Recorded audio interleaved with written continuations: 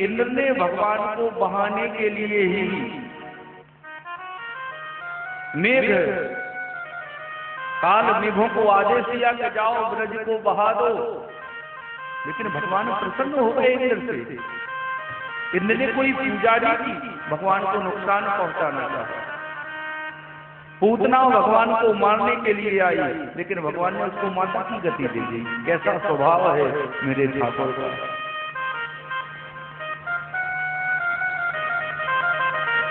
देखिए, भगवान से एक रिश्ता अवश्य बनाइए।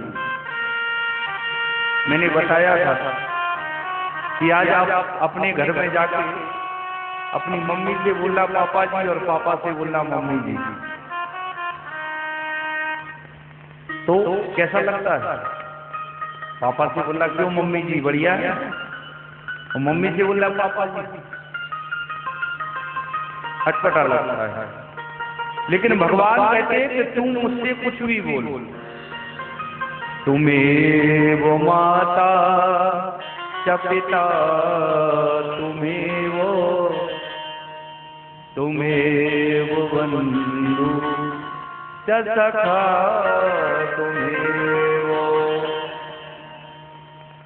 भगवान कहते हैं तू मुझे माता भी बना ले, तू मुझे पिता भी बना ले,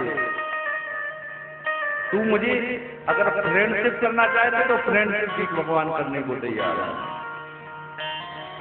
लेकिन कुछ रिश्ता बना लो। तो भगवान ने इंद्र को माफ कर दिया और ब्रह्मा जी को माफ नहीं किया। इंद्र ने दोनों हाथों को जोड़ दिया और भगवान से कहते हैं, प्रभु हमसे अपराध हुआ, हमसे गलती हुई, आप हमारे ऊपर कृपा बनाए रखना। तो कौन कौन चाहता है कि भगवान हमारे ऊपर कृपा बनाए रखे? हाथ उठाइए।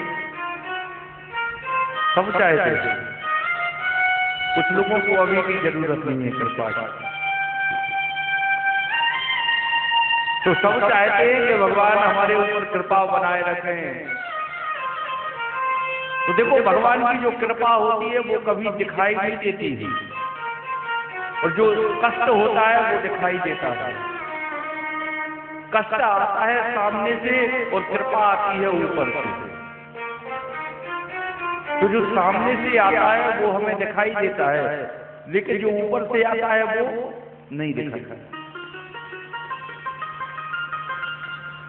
मैया जानकी जी जब अशोक वृक्ष के नीचे बैठी हैं और रावण सामने से आया, दुख सामने से आया, अगर तूने मेरी बात को नहीं माना तो 1 महीने में इस मैतनिया नाम की तलवार से तुझे मार देंगे।